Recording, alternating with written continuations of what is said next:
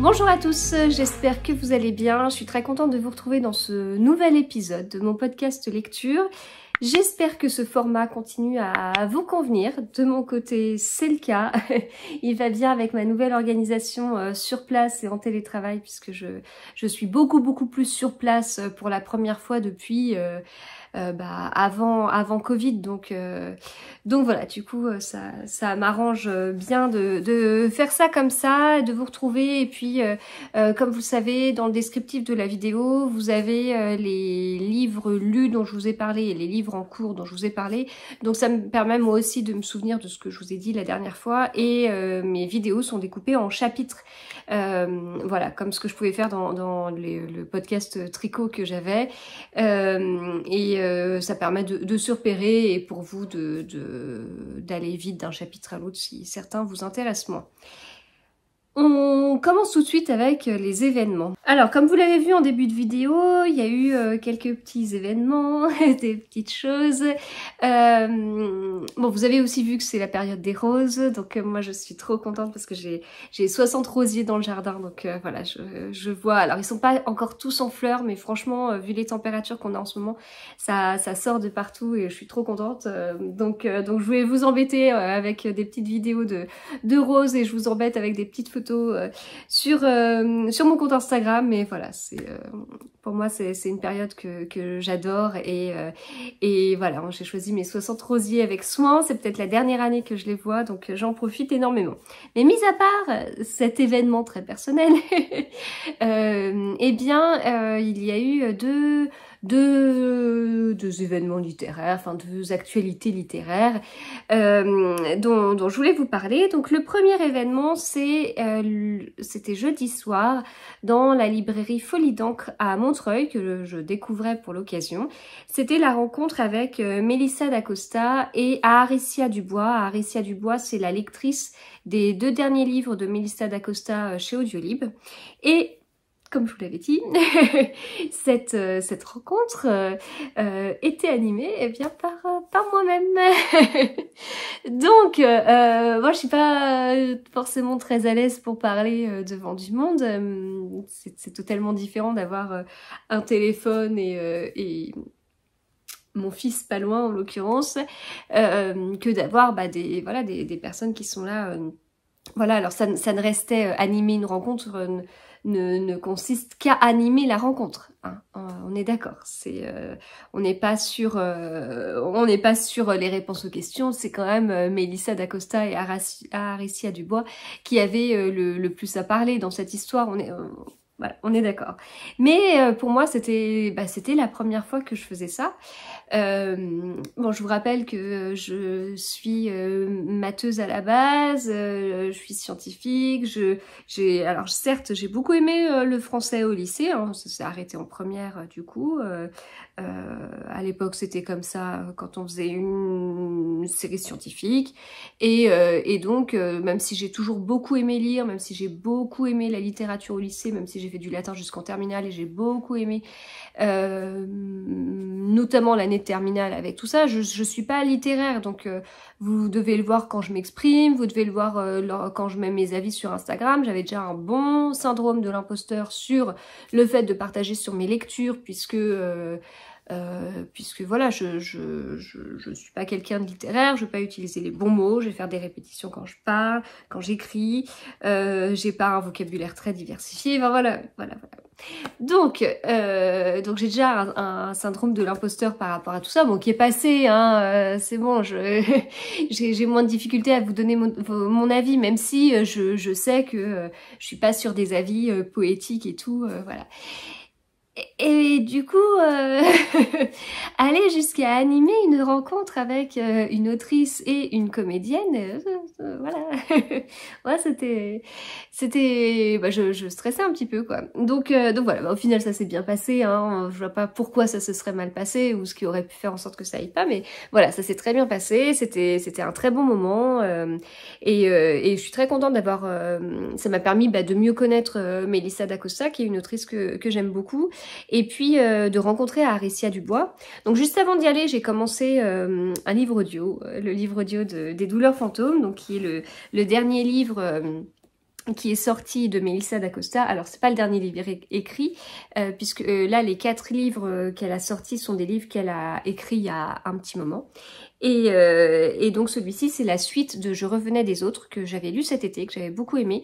Alors je les ai pas lus dans l'ordre. Le premier qui est sorti c'est Tout le bleu du ciel, ensuite il y avait Les lendemains, Je revenais des autres, et celui-ci Les douleurs fantômes. Et en fait j'ai commencé par Les lendemains avant de lire Tout le bleu du ciel. Voilà, donc je pense que ça doit faire un petit peu plus d'1 an que j'ai dû la découvrir avec la sortie des lendemains en poche.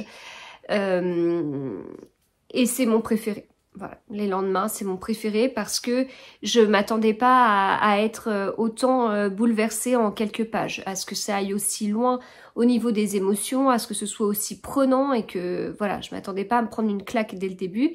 Et j'ai beaucoup aimé... il y a notamment un petit lien avec le jardin. Voilà.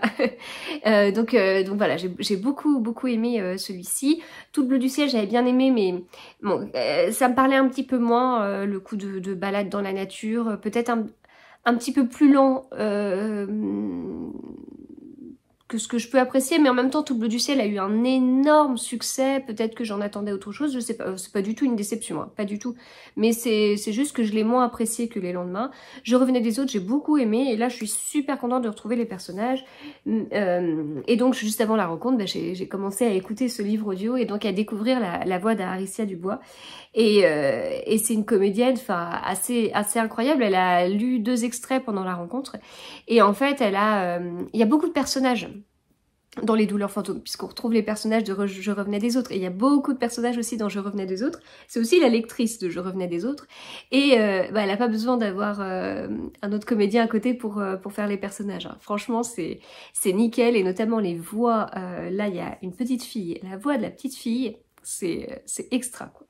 Donc voilà, rencontre géniale, ça a été un plaisir pour moi de l'animer. Je remercie énormément l'équipe d'Audiolib pour m'avoir fait cette proposition et m'avoir permis de vivre ça, parce que voilà, il y a eu la rencontre. Donc d'habitude moi je suis de l'autre côté, en fait, je suis avec mon téléphone et puis je vais filmer, mais là je vous ai quasiment rien filmé parce que je pouvais pas. C'était une autre situation du coup.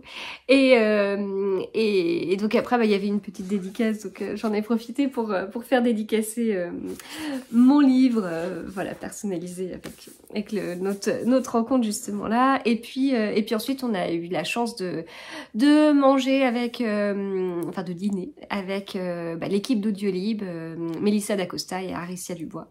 Et puis au final, après, on s'est retrouvés... j'ai ramené Melissa d'Acosta chez elle, donc on a eu à peu près 1 heure de voiture pour discuter. Et voilà, moi j'ai eu une parenthèse magique dans mon quotidien. J'ai eu une soirée incroyable, et voilà, c'est juste génial. C'était trop bien. Enfin voilà, c'est il y a un peu moins d'1 an, je rencontrais Melissa d'Acosta pour la première fois à la Griffe Noire. J'avais fait plus d'1 heure d'attente pour pouvoir lui parler, et pourtant c'était une petite rencontre entre guillemets, parce que c'était quand même un jour où il y avait pas mal de personnes à la Griffe Noire. Il y avait Cédric Cyr, il y avait Benoît Philippon, il y avait Serena Giuliano. Bon, c'était quand même pas si petit que ça, mais voilà, enfin j'ai pu échanger rapidement avec elle, mais comme on peut le faire lors d'une séance de dédicace. Et puis voilà, là vivre ça, enfin je sais pas. c'est fou. Donc je dis pas que je suis prête pour refaire des rencontres tout de suite, ou que ça y est, je suis rodée. Je pense que si ça m'arrive à nouveau, déjà j'en serais très honorée, et je le ferai encore avec un peu de stress, mais c'est une expérience incroyable, et c'était bien. Voilà. Samedi, il y avait Julien Rampin et Isabelle Artus à la Fnac, à Paris 2. Et c'est une Fnac qui est pas trop loin de chez moi. C'est une grande Fnac dans les Yvelines. Une Fnac que j'aime beaucoup. Elle a un rayon jeunesse notamment au top. Et voilà, je crois que c'est la première fois que je voyais une dédicace dans cette Fnac. Et j'avais rien de prévu samedi après-midi. On s'est fait un petit après-midi avec ma grande à faire quelques magasins. On avait des petites choses à acheter. Aller à Paris 2, c'est toujours un plaisir. C'est un centre commercial que j'aime vraiment beaucoup, qui a une atmosphère très très particulière, mais très agréable. Et voilà, c'était très sympa d'y aller, notamment pour cette raison. Donc j'ai pu voir les auteurs. C'était un plaisir de reparler un petit peu avec Julien Rampin. Et voilà, c'était assez sympa. Alors, j'ai amené des livres que j'ai lus dans le cadre des lectrices Charleston. Je vous en ai déjà parlé. Donc j'avais eu la chance de lire ces deux livres, enfin de lire les épreuves non corrigées de ces deux livres. Quand je les avais reçus de la part de Charleston, ils étaient déjà dédicacés. Julien Rampin, je l'ai vu pour fêter la sortie de ce livre et puis de son premier livre chez Livre de Poche. J'avais alors amené son précédent livre pour le faire dédicacer. Je me retrouve avec ces deux livres déjà dédicacés. Je dis c'est pas grave, j'ai amené ceux-là qui sont donc déjà dédicacés et ils les ont redédicacés. Voilà, je dis pourquoi pas après tout, me faire une collection de dédicaces dans un même livre. Donc voilà, c'était assez sympa. Enfin, c'était chouette de pouvoir les voir et de discuter. Voilà, donc ça c'était pour les événements. Je pense que c'est tout. C'est tout, il y en a un autre cette semaine. Je pense que là, je crois que je vais être à... Mais non, il y en a deux cette semaine. Il y en a deux cette semaine. Mais je crois que là, je vais être à un par semaine. Je crois que c'est ça. Bon. Voilà pour les événements. Du coup, on passe aux réceptions. Il y a ma palle qui explose et tout. Alors, ce que j'ai reçu cette semaine, ou ce que j'ai acheté. J'ai acheté un livre. Alors, la pile, elle est pas très belle. Parce que, en fait, j'entasse tout au long de la semaine. Voilà, j'entasse sur ma table basse. Dès qu'il y a une nouveauté, je me fais un tas sur ma table. La table basse est dédiée à ma passion pour les livres. Il y a un tas avec les livres que j'ai prévu de lire dans le mois. Ça me permet de dégager quelques livres de ma palle qui se remplit, que j'ai pas assez de place. J'ai une pile avec les livres que je reçois du coup. Et puis là j'ai d'autres... Ah oui, et puis j'ai la pile des livres que j'ai fini aussi pour vous en parler. Et donc une fois que j'enregistre, après, ça me permet de tout ranger. Donc de ranger tout ça dans ma palle et de ranger ce que j'ai fini dans mes bibliothèques. Voilà pour l'organisation. Alors j'ai reçu juste ce midi, j'enlève le petit post-it d'Hermine. J'ai reçu ces deux livres audio. Merci Hermine, merci, c'est trop gentil. Deux livres audio de Agatha Christie, ABC contre Poirot, qui est l'un de mes préférés. Enfin voilà, c'est l'un des classiques. Hein. Il est extra. Et mon petit doigt m'a dit, mon petit doigt m'a dit, je ne crois pas l'avoir déjà lu. Je crois pas. Et c'est un Tommy et tu penses Beresford et c'est trop bien. C'est trop bien. Donc je suis trop contente quoi. C'est trop chouette. Et puis c'est extra en fait d'avoir les Agatha Christie en audio. Enfin le fait qu'il y ait des comédiens qui lisent des Agatha Christie, ça peut voilà, ça ouvre encore plus ces livres trop bien aux personnes quoi. Enfin. Bon, on passe aux autres réceptions. Oh, vous voyez des petites choses là. C'est un peu dans le désordre. Alors, je vais voir comment je vais m'organiser. Bon, celui-là, je vous en parle après. Celui-ci, qui fait le lien avec les actualités, puisque j'ai discuté avec Julien Rampin. Et ce livre et cette série est un coup de cœur pour lui. Et donc, justement, il disait « Ah oui, je l'ai vu, là. » Et donc, il en parlait, puis il me redisait que c'était vraiment bien. Et puis, je sais que NJ et Flo l'ont acheté et qu'elles vont faire une lecture commune à la fin du mois. Et parce qu'on en a parlé la dernière fois qu'on s'était vu et tout ça. Puis, je sais pas, on le voit beaucoup. Moi, j'ai un peu un côté esprit de contradiction. Plus on le voit et moins j'ai envie d'y aller. Enfin, ça m'agace de jouer au mouton, en fait. Enfin, pour dire les choses clairement. donc voilà. Et en même temps, je veux dire, c'est tellement bête d'avoir cette réaction-là. En même temps, si tout le monde y va, c'est peut-être parce que c'est très bien. On peut pas dire que, enfin, ce que je lis, c'est quand même des livres. J'ai lu le dernier livre de Virginie Grimaldi. On va être combien à lire ce livre-là, des millions. Enfin, Enfin, je peux pas dire que je lis des livres exceptionnels, je vais pas trouver la petite maison d'édition et l'auteur méconnu. Non, c'est quand même pas ça. Les livres que je lis, en général, vous les voyez dans des présentoirs, c'est vraiment les les grosses sorties des moments. Et pourtant, voilà, j'avais un peu cette réaction-là avec ce livre. Et puis voilà, je suis tombée sur le présentoir avec les différents tomes déjà sortis. Et je me suis dit, allez go, on y va. Il paraît qu'il y a un peu de fantastique. C'est pas grave. A priori, ça reste à peu près acceptable. Voilà. Donc très bien. Donc c'est une saga en 6 tomes. Je peux même pas trop vous dire, je sais même pas de quoi ça parle. Il y a un côté un peu fantastique, il y a un côté saga familiale, il y a un côté addictif. Les livres, ils sont pas gros, les couvertures, elles sont magnifiques. Et voilà quoi, c'est tout. C'est tout. Mes copines le lisent ensemble, fallait que je les rejoigne. Juju m'en a parlé, fallait que je marque encore plus le fait de l'avoir vu à la FNAC. Et voilà. Donc ce livre est dans ma palle. Pas pour très longtemps. Après, au niveau des réceptions, donc là j'arrive sur 3 réceptions Charleston. Ce sont des livres que j'ai lus en épreuve non corrigée et qui sont sortis. Donc j'ai reçu la version finale. Il y a ce livre qui a la couverture, mais parfaite avec le temps qu'on a en ce moment. Une couverture qui donne envie déjà de vacances d'été. La Villa des Petits Bonheurs de Lucie Diamond. Bon, alors, en toute honnêteté, ça n'a pas été un coup de cœur pour moi. C'était un livre assez léger, etc. Alors, c'est possible que je l'ai pas lu au bon moment. Ça fait totalement le style de livre parfait pour la plage, en fait. Justement, parfait pour l'été. Donc, je crois pas qu'il y ait mon avis dedans, du coup. Alors, je l'ai lu, j'ai rendu mon avis, mais j'avais peut-être pas un avis très positif, je sais plus exactement. J'ai eu un peu de mal avec certains personnages. En fait, il y a plusieurs personnages, on en suit 3 ou 4, j'ai un doute. Et il y en a une avec laquelle j'accrochais davantage. Alors après, je pensais le livre vraiment léger au début. Alors il l'est de moins en moins au fur et à mesure de la lecture, mais je sais pas.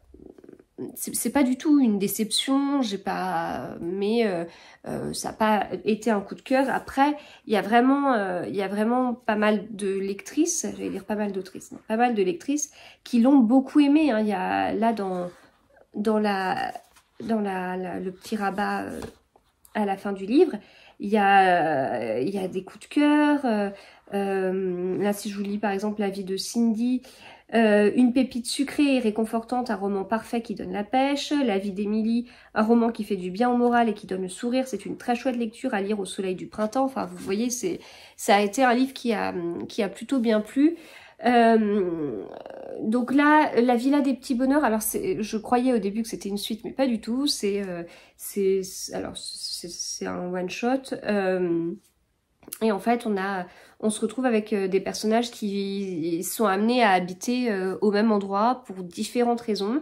Des personnes qui sont là un peu des femmes qui sont là un peu pour repartir à zéro. Et puis, bah voilà, elles deviennent voisines et elles font connaissance et voilà. En fait, quand je vous en parle, j'ai plutôt des bons souvenirs, hein, mais voilà. Pour celui-ci. Alors, j'ai également reçu le premier livre des éditions Nami, qui est, je sais pas, une édition sœur des éditions Charleston, comme il y a les éditions Le Duc. Donc c'est le tout premier livre de cette maison d'édition. Il y a même des lectrices Nami, et je fais coucou à certaines puisque j'en connais. Et donc ce livre, La bibliothèque des rêves secrets de Michiko Aoyama, nous avait été proposé à la lecture et je l'ai lu. C'est un livre qui est composé de plusieurs nouvelles. Alors déjà, c'est un livre japonais. Le format est assez original. Il est rectangulaire, mais un peu plus carré que les formats rectangulaires habituels. Donc ça se sent quand on le touche. On a quelques avis de lectrices Nami, ici, dont Eva de Pose-toi et va lire. Voilà. Et puis, voilà comment il est présenté à l'intérieur. Donc avec des bonnes marges. Voilà. Bon, c'est un livre qui se lit vraiment vite. Ah oui, pourtant il a 350 pages. Je croyais qu'il en avait moins, mais c'est un livre qui se lit plutôt vite. On est sur des nouvelles. Je sais plus s'il y en a 5 ou 6. La première, j'ai eu un peu de mal à accrocher. La deuxième, ça a été. Puis après, ça y est, j'étais dedans. C'est des nouvelles qui ont un peu le même schéma. On est un peu sur des alors différentes personnes, vraiment des personnes qui n'ont rien à voir, tant par leur activité, par leurs caractéristiques sociodémographiques, entre sexe, âge, etc. Et leur travail. Enfin voilà, il y a beaucoup de différences au niveau de tout ça, mais en fait elles ont un point commun, c'est qu'à un moment donné elles se retrouvent, comme c'est indiqué dans la 4e de couverture, au croisement de leur vie.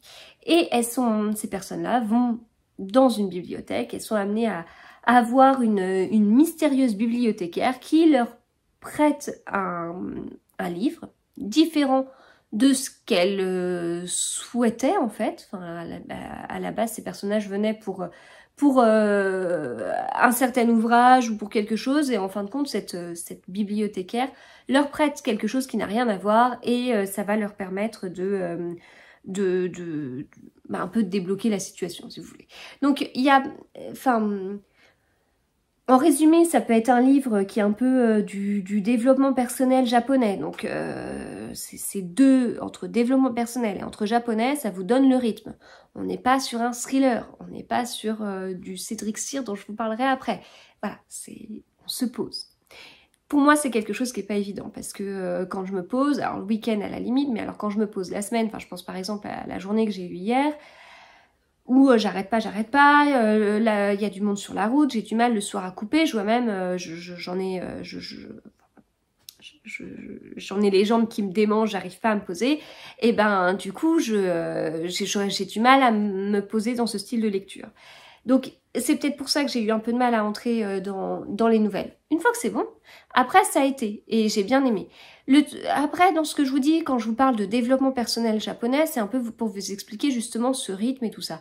Mais dans des livres de développement personnel, ou un peu genre développement personnel, style du Laurent Gounel ou du Raphaël Giordano, enfin style roman mais développement personnel, je vais attendre des conseils. Alors c'est pas mon style de littérature, parce que ce sont des conseils qui sont posés de façon toujours du style les pieds dans le plat, on arrive avec nos gros sabots. C'est rarement subtil, c'est pour ça que ça m'agace un petit peu.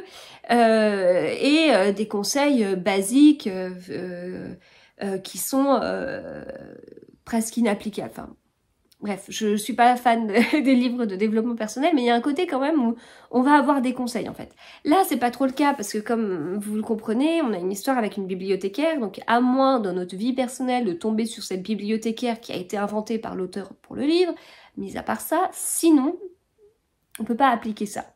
Mais malgré tout, ça nous fait quand même réfléchir, et il y a certains personnages qui m'ont pas mal fait réfléchir sur ma propre vie. Voilà, j'ai un côté très égocentrique parce que dans les livres, je cherche aussi des réponses à des soucis que je peux avoir au quotidien, ou enfin des soucis ou des choses, donc voilà. Et je trouve que c'est très intéressant de la part de l'autrice d'avoir vraiment choisi des personnages aussi opposés, parce que forcément à un moment donné ça nous touche, et puis il y a même des bouts de vie de plusieurs personnages qui peuvent totalement nous parler, et voilà.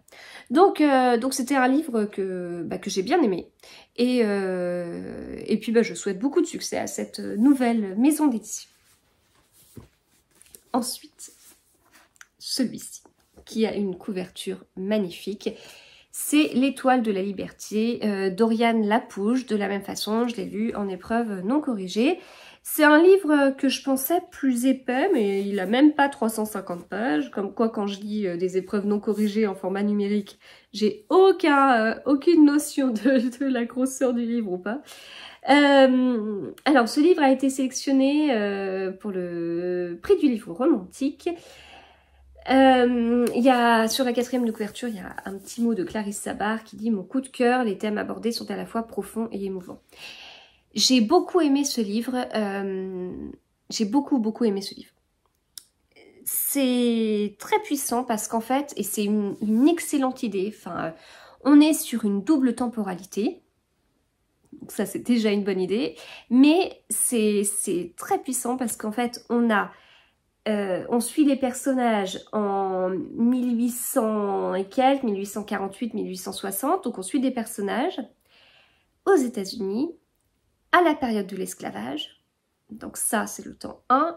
Et le temps 2, c'est 1964, sud des États-Unis, ségrégation. Et donc, il y a ces deux choses qui sont mises en parallèle. Et c'est hyper intéressant, c'est hyper, logique quelque part. Enfin, je sais pas comment vous dire, c'est...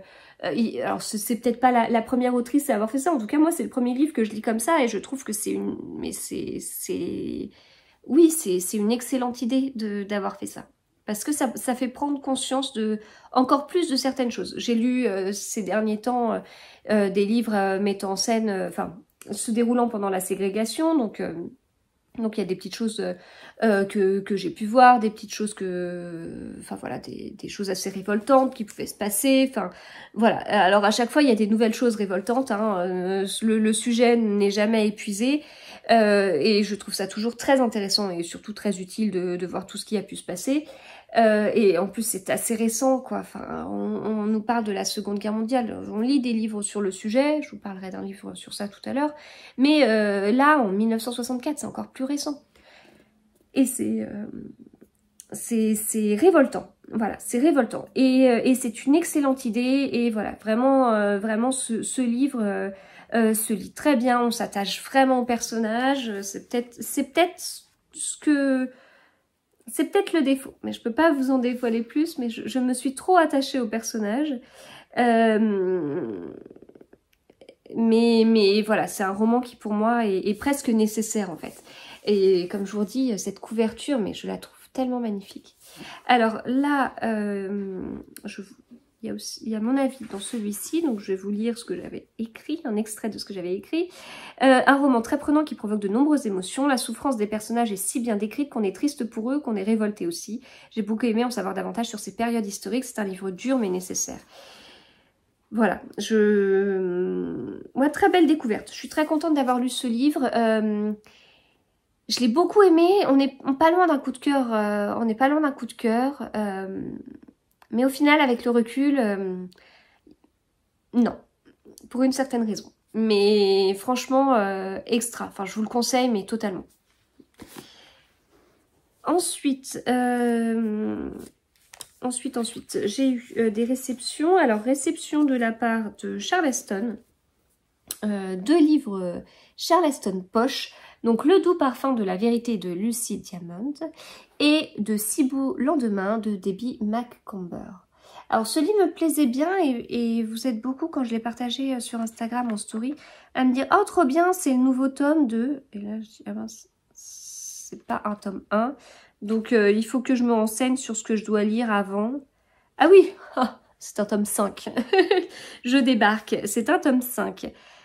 Non mais c'est fou que La saga Phénomène, 200 millions d'exemplaires vendus. Je débarque quoi. Ouais, j'ai honte, hein. Je suis lectrice Charleston, j'ai même pas tilté. Et ben très bien, avant de le lire, je rattraperai les autres tomes. Voilà. Donc voilà pour ces 2 réceptions. Donc, merci. J'ai reçu une box de la part d'HarperCollins, une box estivale avec, j'avais le choix des livres, donc j'en ai choisi 2 et il y avait un plaid en coton. je savais pas comment dire ça, j'ai partagé un réel sur le truc, puis on m'a dit « Oh, trop bien, un plaid en coton ». Donc on va appeler ça un plaid en coton. Donc HarperCollins et tout, c'était trop sympa. Et donc les livres que j'ai choisis, c'est ceux-là. Donc, il y a Un printemps éblouissant à Vert Cottage de Lucy Daniels. Donc là, je sais que c'est pas un tome 1. Je débarque de ma planète, mais quand même, je sais qu'il y avait des tomes précédents. Donc, j'ai bien envie de lire parce que vous avez eu pas mal d'avis positifs en me disant « Trop bien celui-là ». Donc, je vais lire. Et puis, Pachinko. Enfin. Il va falloir que je lise Pachinko, que tout le monde a lu, je crois, de Min Jin Lee, avec carrément une citation de Barack Obama, une histoire puissante sur la résilience et la compassion. Voilà, je sais pas exactement de quoi ça parle, mais je sais que je vais aimer parce que tout le monde a aimé. Donc là, voilà, la vague Pachinko est passée, tout le monde l'a lu, maintenant c'est bon, moi je peux m'y mettre. En général, je fonctionne comme ça. J'ai reçu ce livre d'Actes Sud Junior, voilà, je reçois, je sais pas pourquoi, pas mal de livres pour les ados d'Actes Sud Junior, donc je les garde. Il y a un tas sur ma table basse de ces livres-là, parce qu'il va falloir que je vois où les mettre. Ma grande est peut-être un peu trop jeune pour ces livres, mais voilà, j'entasse, et je sais que ça servira. Voilà. J'ai 3 enfants qui sont pas encore ados, mais un jour ils le deviendront et ces livres, je les sortirai au moment voulu. Ah bah j'avais reçu un autre livre, Charleston Poche, celui-ci, comme quoi j'avais vraiment rangé mes livres n'importe comment. Rupture, tarot et confiture, la couverture elle est trop belle. Alors, est-ce que c'est un... Ah non, c'est un premier tome. Yes, c'est bon, c'est un premier tome. Et le deuxième tome, ce sera biberon, vodka et déambulateur. Bon, c'est bon. Je l'avais vu passer celui-ci. Cette couverture, elle m'a tellement marquée parce qu'elle est trop belle. Pareil, je sais pas exactement de quoi ça parle. J'ai lu rapidement, mais... La couverture me suffisait. Parce que pour moi, on approche de la couverture juste parfaite, quoi. Entre les couleurs, les motifs et la police de caractère utilisée. Enfin, je suis trop fan. Et j'ai été contactée par JC Lattès pour savoir si je voulais recevoir le nouveau livre d'Olivia Ruiz. Ouais, oui. Écoutez la pluie tomber, il est magnifique. Il est magnifique. Donc j'avais écouté La commode au tiroir de couleurs. J'avais été invitée à la lecture musicale qui avait lieu en juin. L'année est passée vite, qui avait lieu en juin, donc c'était trop sympa. Puis après j'avais écouté la version audio et qui était très bien parce que ce livre est lu par Olivia Ruiz, donc c'est juste parfait. Et puis moi ça me replongeait dans cette lecture musicale, donc je suis très contente d'avoir reçu le nouveau livre d'Olivia Ruiz. Écoute la pluie tomber. Et puis après, alors ça je l'avais sorti, mais c'est mon livre audio du moment du coup. Et j'ai aussi eu ces 2 livres audio, Cette nuit-là de Victoria Hislop, et puis celui-ci, Lettre à un jeune poète de Rainer Maria Rilke. Donc merci Audiolib. Voilà, c'est bon, c'est tout. C'est tout ce qui est arrivé dans ma palle cette semaine. Je vous assure, je n'ai pas 2 personnalités. Je suis bien celle qui vous parlait la semaine dernière d'un rapport très compliqué à sa palle et je suis également celle qui a reçu autant de livres cette semaine. C'est comme ça. Et pourtant, j'en ai lu, enfin... Moi, je regardais tout à l'heure, parce que là, je vous ai montré 2 Charleston et un ami que, en fait, j'ai déjà lu. Donc, je vous montre ces 3 livres, mais en réalité, ils vont aller direct dans les bibliothèques de livres lus. Ça y est, c'est bon, c'est fait. Et puis après, oui, il y a des réceptions, mais il y en a que j'ai déjà... Enfin, il y en a d'autres que j'ai lus, donc j'ai déjà enlevé d'autres livres de ma palle. Et puis les livres audio, j'ai pas encore de palle audio. Donc ils sont hors comptage. Voilà, donc une belle semaine. Bon, je passe maintenant au livre que j'ai terminé depuis la semaine dernière. J'en profite pour boire mon thé, un thé blanc du jardin de Mademoiselle. Très bon. Et parce que ça y est, je peux boire du thé blanc, je peux boire du thé vert avec la météo. Je suis moins irritée que l'hiver, donc je ne suis plus obligée de boire que des rooibos. Et voilà, dans ma tasse, Agatha Christie, vous voyez, que je me suis faite avec la Cricut. Et puis de l'autre côté, tricot. Alors, dans les livres que j'ai lus cette semaine, que j'ai fini cette semaine... Ah ouais, bah oui, j'avais un doute, mais il y en a pas mal, parce qu'il y en a que j'ai vraiment dévoré. Ça a été... là, quand je les regarde, franchement, ça a été une super bonne semaine de lecture. Ah ouais, vraiment, des très bons livres. C'est bien. C'est bien, puis ça veut dire, c'est aussi pour ça que j'en ai fini pas mal, c'est parce qu'ils étaient trop bien. Je le vois, quand j'aime un livre, j'arrive à trouver encore plus de plages de lecture possibles dans ma journée, parce que j'ai hâte d'y retourner. Un livre sur lequel j'apprécie moins, en fait, je vais peut-être un peu plus traîner, et je vais peut-être un peu moins lire dans la journée par rapport à ça. J'ai fini Marie et Maria de Gillian Cantor. J'ai beaucoup aimé. Ma dernière, quand elle a vu la couverture, moi je regardais la couverture au global, mais je l'avais pas détaillée. Puis elle me dit, mais pourquoi il y a la Tour Eiffel ici et pas là? J'avais même pas tilté. Et donc elle m'a obligée à me poser 2 secondes sur cette couverture qui en fait est extra. Voilà. Donc ce livre, eh bien c'est toujours ce dont je vous parlais la semaine dernière. Donc en fait on suit Maria Sklodowska en Pologne en 1891.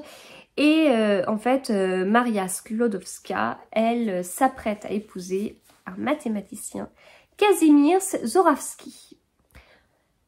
Sauf que, en fait, les parents de ce mathématicien sont pas vraiment pour. Et Maria, elle s'apprête à partir à Paris, qui était un de ses rêves, et pour pouvoir étudier, et totalement poussée par son père et tout. Et ce qui est vachement bien. Et donc elle s'apprête à faire ça. Et elle... Enfin voilà, elle s'apprête à faire ça. Et du coup là, on se retrouve un peu sur 2 choix possibles. Soit, effectivement, elle part et parce qu'en fait, sur le quai de la gare, il y a ce Kazimierz Zorawski. Alors, je me rappelle plus si c'est quelque chose d'inventé ou si c'est la réalité, mais il y a ce Kazimierz Zorawski qui essaye de la retenir, quoi. Donc 2 choix possibles. Soit ouais, il arrive à la retenir et elle abandonne son rêve de Paris, mais elle se marie avec ce mathématicien qui est son amour de... Enfin voilà, elle y tenait, c'était pas un mariage arrangé puisque les parents de ce mathématicien n'étaient pas pour. Donc soit elle renonce à Paris et elle part avec lui, soit elle renonce à lui et elle part à Paris. Dans la vraie vie, puisque c'est une biographie, Maria Sklodowska a fait un choix, elle a préféré Paris à ce mathématicien. Elle est partie, elle est devenue Marie et Marie Curie puisqu'elle a rencontré Pierre Curie et elle s'est mariée avec lui. Voilà, donc il y a toute une partie qu'on connaît, enfin non moi je ne connaissais pas mais il y a toute une partie qui est vraie et c'est une partie biographique. Et puis l'autrice s'est amusée à imaginer si à ce moment-là la fameuse Maria avait fait le choix de rester avec son mathématicien, quelle aurait été sa vie en fait. Donc, on a un chapitre Maria Sklodowska, un chapitre Marie Curie, et voilà, on alterne comme ça. Les chapitres sont pas très longs, donc c'est assez dynamique. Et globalement, c'est une lecture vraiment addictive, en fait. On se prend totalement au jeu. On pourrait se dire, oh, une biographie sur Marie Curie, merci bien, je vais m'ennuyer.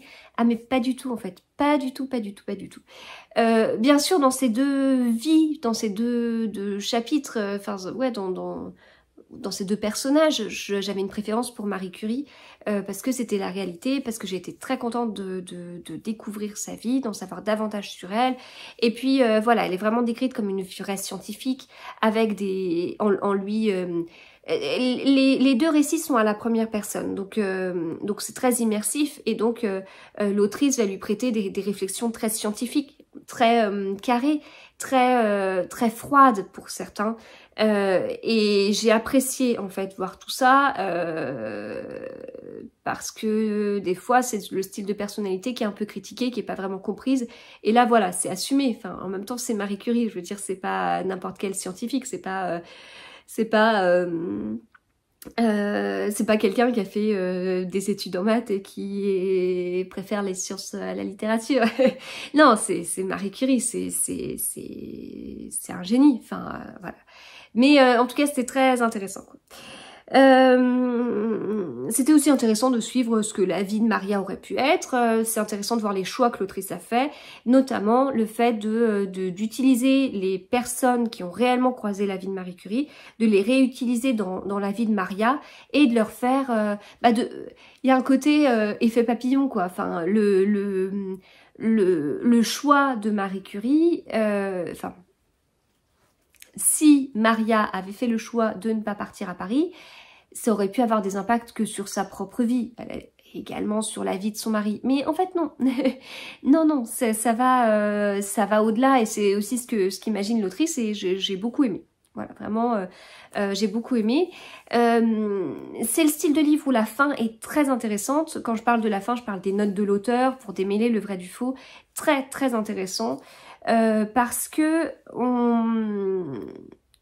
ça nous permet de savoir ce qui était vrai. Elle a fait certains choix, justement. Il y a certaines choses, même dans la partie vie de Marie Curie, qui ont été romancées, qui ont été inventées. Elle le dit. On sait ce qui est vrai, on sait ce qui ne l'est pas.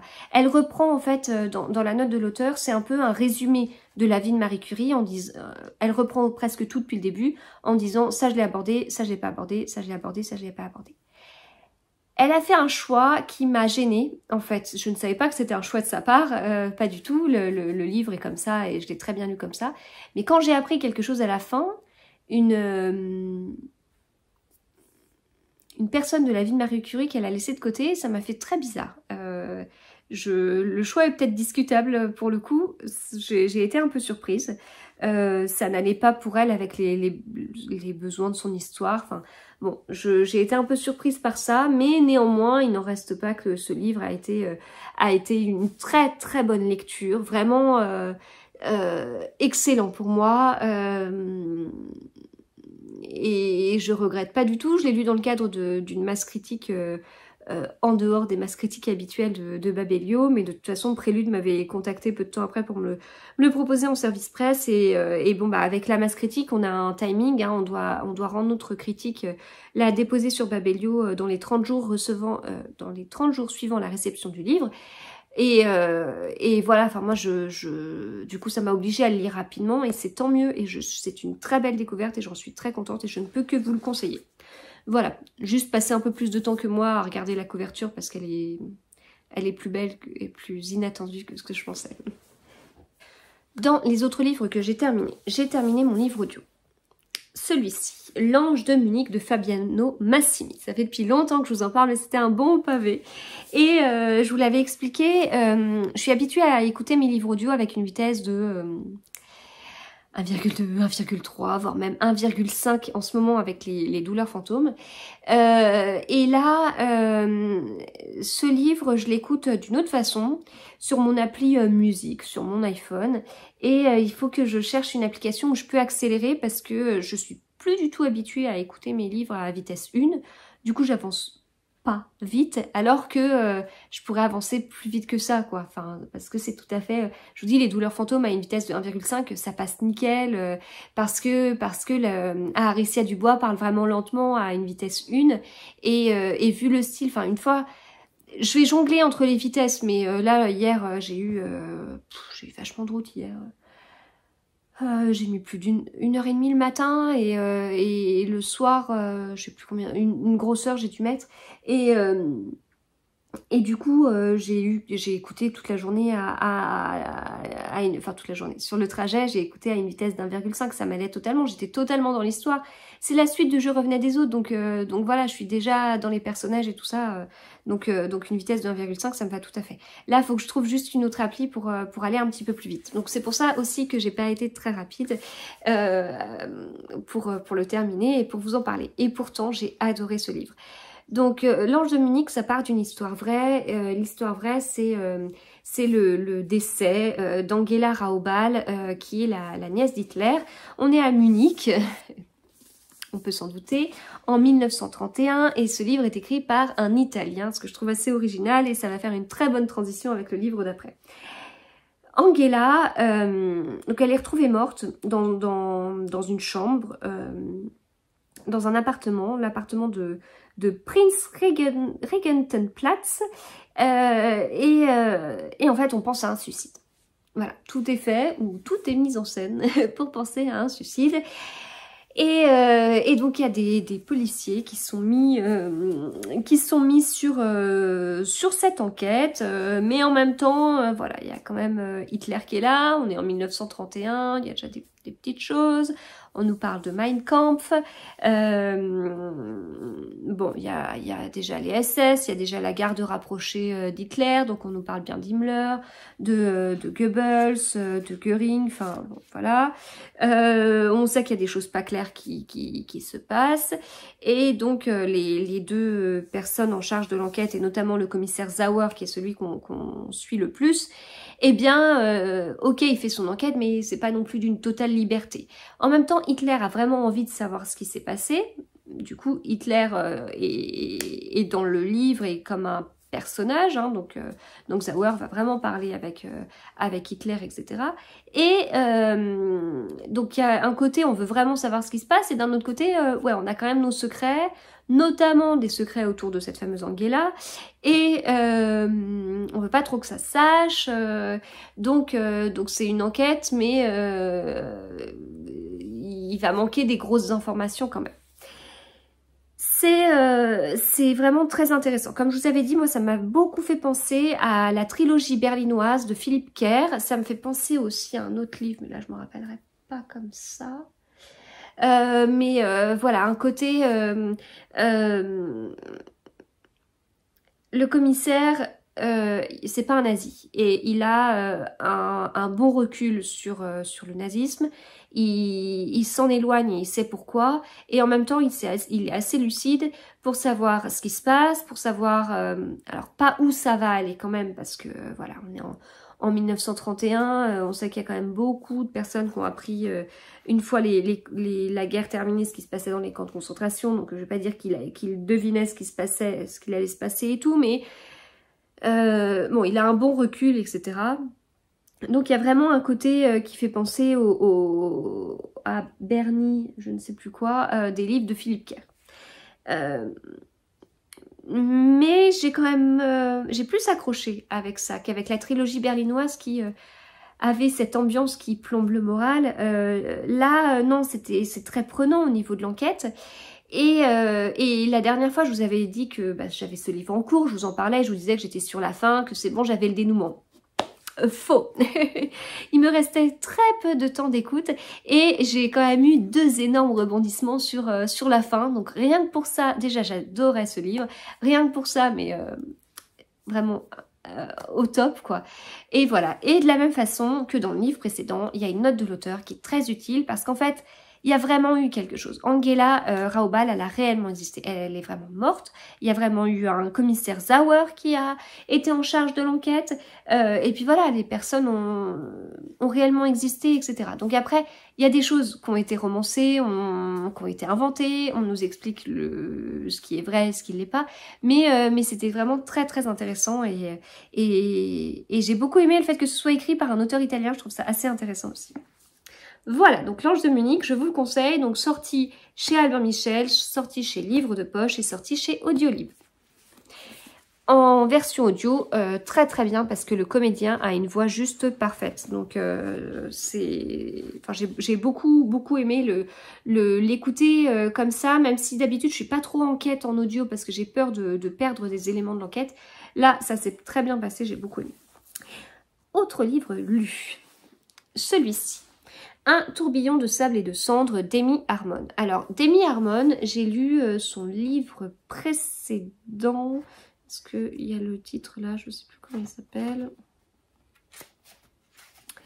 Ce que murmure le vent, voilà, je l'avais lu aux éditions France Loisirs parce que j'étais partenaire en fait, j'avais reçu une box France Loisirs et il était sorti chez France Loisirs bien avant Charleston. Donc je l'avais lu et en même temps ça n'avait pas été un coup de cœur, j'avais dû vous en parler dans mes vlogs parce que je l'ai lu il y a 1 an. Ça n'avait pas été un coup de cœur, bon après l'histoire de l'Irlande c'est peut-être pas non plus j'avais l'impression qu'il me manquait de la culture générale sur l'histoire irlandaise en fait. Mais après, il y a des choses que j'ai beaucoup aimées dans ce livre, hein, mais voilà. Donc, du coup, je savais pas trop si j'allais accrocher. Après, je savais que ça allait parler de religion, donc je savais pas non plus si j'allais accrocher par rapport à ça. J'ai adoré ce livre. J'ai adoré ce livre. C'est un coup de cœur. J'ai rien à redire, en fait. Voilà, ça a été une excellente lecture. dans ce livre, on est en Italie pendant la Seconde Guerre mondiale. Donc ça rejoint le livre précédent parce que voilà, là c'était un Italien qui parlait de l'avant-Seconde Guerre mondiale en Allemagne. Là, on est sur un livre qui se passe en Italie pendant la Seconde Guerre mondiale. Je connais peu en fait cette partie. Je connais vraiment peu ce qui s'est passé en Italie. Et du coup, j'ai appris des choses sur bah oui, au niveau de l'histoire en fait. Enfin, vraiment, ce qui s'est passé de leur côté, comment ils ont été impactés. Et puis le lien Italie-Allemagne, bah, au début de la guerre, il est assez clair. J'ai dû décrocher à l'école quand quand il y a eu... quand ça s'est... Ouais, quand ça a changé côté Italie au cours de la Seconde Guerre mondiale. Bon, en tout cas, vraiment une excellente lecture. Donc oui, la religion est présente, mais c'est pas gênant. C'est pas gênant et ça en est même intéressant, je trouve. Bon, je vous en parlerai davantage quand il sortira, et comme vous le voyez, il ne sort pas tout de suite. Mais franchement, ce livre, mais entourez la date du 27 septembre, quoi. Voilà, n'oubliez pas qu'au mois de septembre, il y aura cette sortie parce que franchement, ce sera très, très, très intéressant. Et là, on va même suivre de la résistance italienne. Et ça, franchement, c'est hyper intéressant, hyper instructif et puis hyper prenant par l'histoire parce qu'il n'y a pas que... Il n'y a pas que le contexte, en fait. Il y a l'histoire en elle-même, très émouvant, très, très émouvant. Et en même temps, alors choquant, oui, parce que tout ce qui se passera autour tout ce qui se passera autour de cette guerre, autour des camps de concentration, autour de ce qui est fait pour les juifs, tout ça reste choquant. Mais il n'y a pas de côté, il n'y a pas de scène, enfin, je sais pas comment vous dire. On n'est pas sur des descriptifs où il y a du trop, quoi. Voilà, ce qui est décrit, oui, c'est choquant, oui, c'est révoltant, c'est tout ce qu'on veut, mais on n'est pas sur du gore. Oh, ça fait encore une transition avec le livre d'après. Parce que une fois que j'ai terminé ce livre, alors j'étais plutôt en retard dans mon planning de lecture. Au mois de mai, j'avais décidé de faire plein de lectures communes. C'est une excellente idée, hein, sauf que ça faisait longtemps que j'en avais pas fait, autant. Là, ouais, j'ai enchaîné les lectures communes. Et ce qui fait que quand je suis en retard d'un ou deux jours, du coup, je suis en retard sur une lecture commune. Puis quand j'organise, ça m'agace. Et là, je crois que ce mois-ci, j'ai toujours été en retard d'au moins un jour dans tous les débuts de lecture commune. C'est comme ça. Donc là, encore une fois, j'étais en retard dans ma lecture commune. Puis bah, ça allait être un gros pavé. Je savais pas trop... je continuais à accumuler du retard. Sauf qu'après, j'injecte comme ça des épreuves non corrigées avec des deadlines. Donc voilà, faut quand même que je cumule pas trop de retard pour respecter mes deadlines. Enfin, voilà. Et puis ce qui m'attendait, c'était un bon pavé, quoi. Donc le fait de m'enlever petit à petit des jours de lecture comme ça, notamment le week-end où bah forcément je lis plus le week-end, je travaille la semaine, donc le week-end j'ai plus le temps pour lire. Et sauf qu'en fait, c'est ce livre, c'est Avec tes yeux de Cédric Cyr. Et ce livre se dévore totalement. Je craignais Bon, j'avais peur de lire des livres de Cédric Cyr, j'avais peur du côté voilà, du côté gore, du côté un peu choquant, des scènes enfin du style à la Stephen King où où on voit que l'auteur hop, je change de position, où on voit que l'auteur s'éclate à décrire des choses et c'est juste bizarre, c'est juste morbide. Donc j'avais un peu peur de tout ça. Et bon, Cédric Cyr...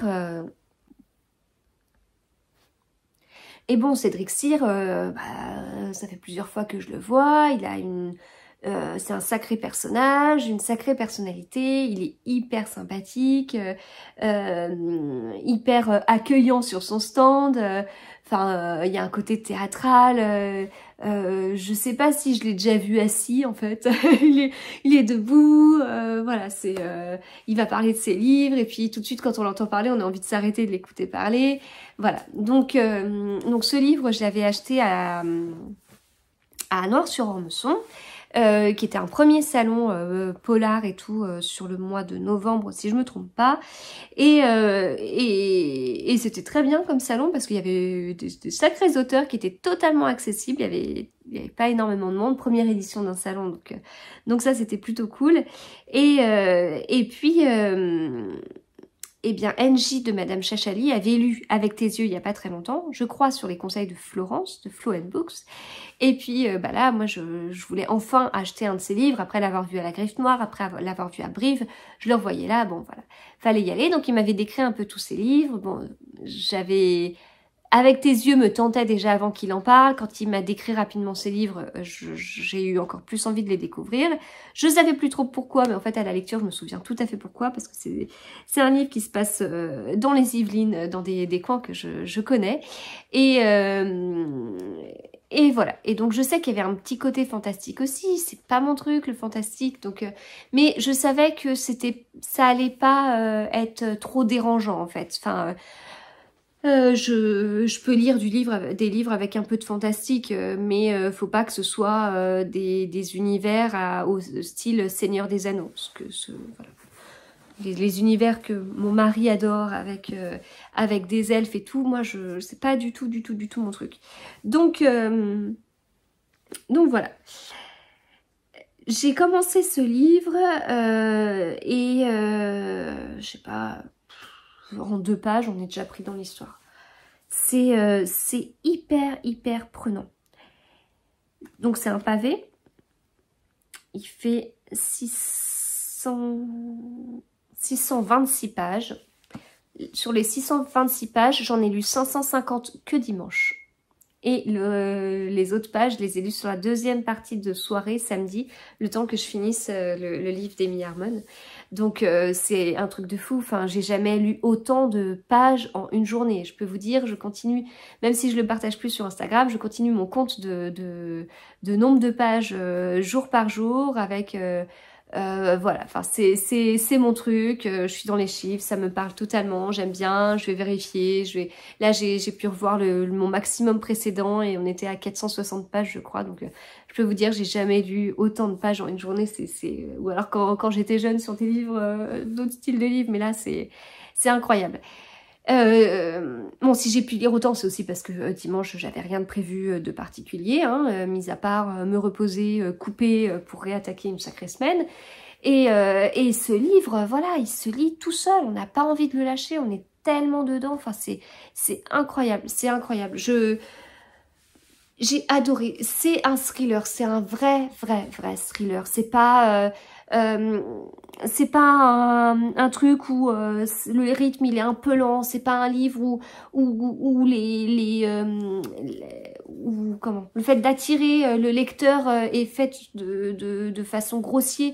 Non, là c'est en subtilité, mais le rythme il est là et il s'arrête pas et ça passe. Enfin, moi j'ai pas eu l'impression enfin, j'ai pas été gênée dans ma lecture. Et pourtant, je crois que je suis de plus en plus pénible. Il y a toujours des choses qui me gênent. Et c'est aussi ce que je me suis dit avec le livre d'Amy Harmon, c'est qu'en fait, j'ai rien à redire sur le livre, en fait. Il y a autant dans le livre de l'Étoile de la Liberté, j'ai beaucoup aimé, mais il y a un truc qui m'a gênée. Et je suis tout le temps comme ça, je suis tout le temps à pinailler, à avoir un truc qui va me gêner, etc.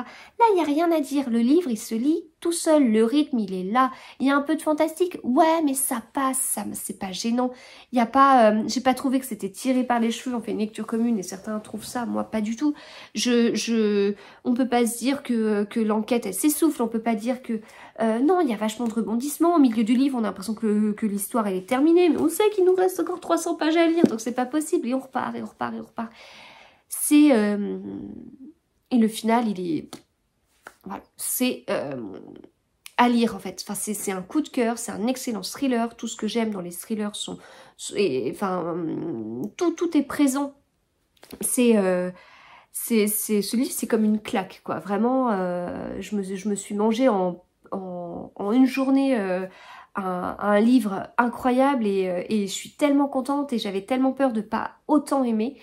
J'avais peur de pas aimer justement, qu'il y ait encore un truc qui me gêne et que je sois pénible et tout, mais non, c'est pas le cas. Et comme j'apprécie l'auteur, je suis encore plus contente que ça l'ait fait, parce que je suis peut-être encore plus exigeante, j'avais encore plus d'attentes. Enfin, Voilà, donc tout ça pour vous dire que ce livre, eh bien, dans ce livre, on suit Thomas qui a des soucis pour dormir, en fait.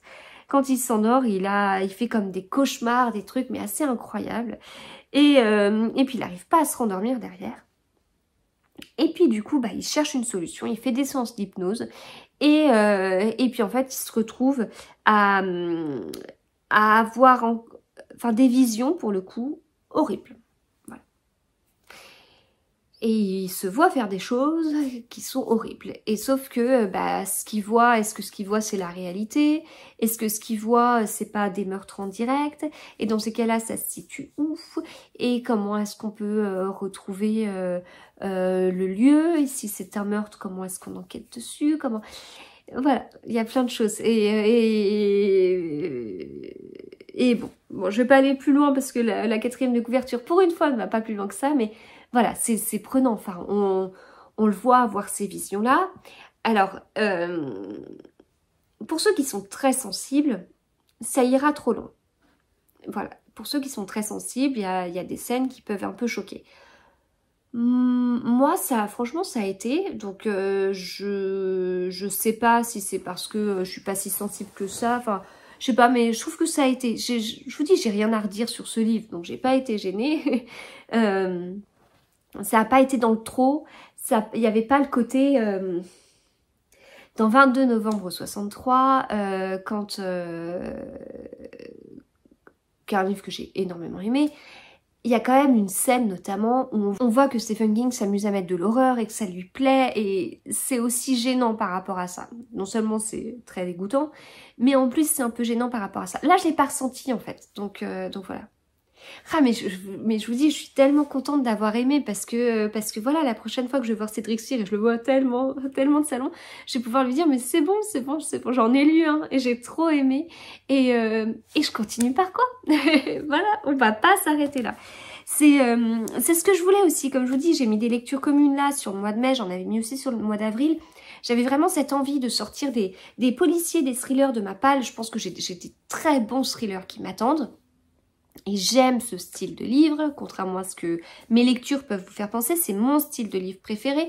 J'aime le côté policier, très carré, très mathématique avec les Agatha Christie. J'aime ce rythme avec celui-là par exemple, ou d'autres, ces pavés où on se dit, où moi je me dis, oh, c'est un pavé, et puis ça se dévore, on est pris dans l'histoire. L'écriture, c'est pas...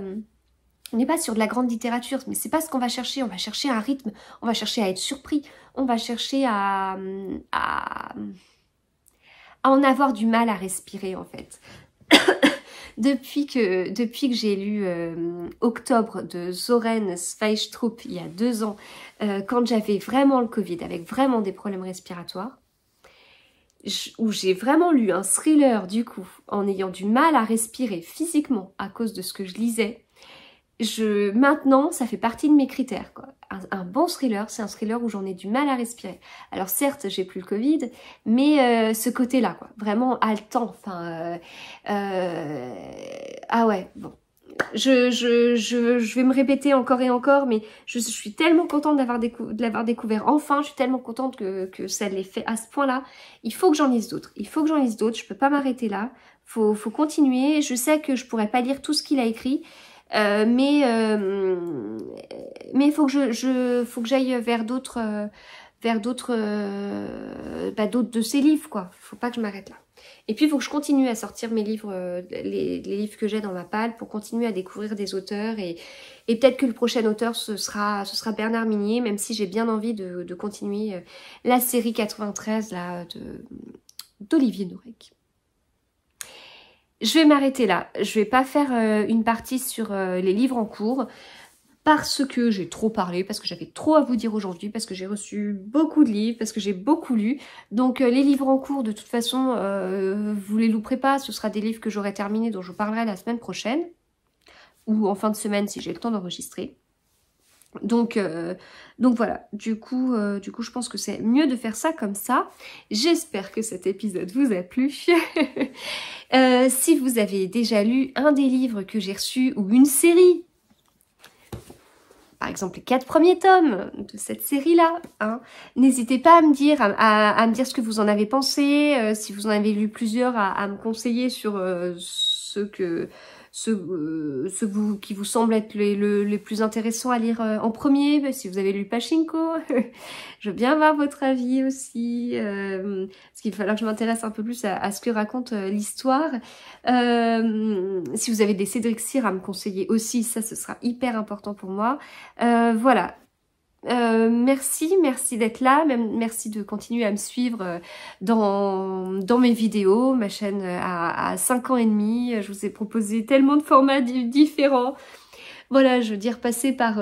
commencer ma chaîne avec des podcasts créatifs où je parlais tricot et couture, et puis des tutos bijoux, et arriver là avec des podcasts lecture. Bon, on a été loin, on a traversé pas mal de chemins ensemble. Merci à vous, et puis à bientôt.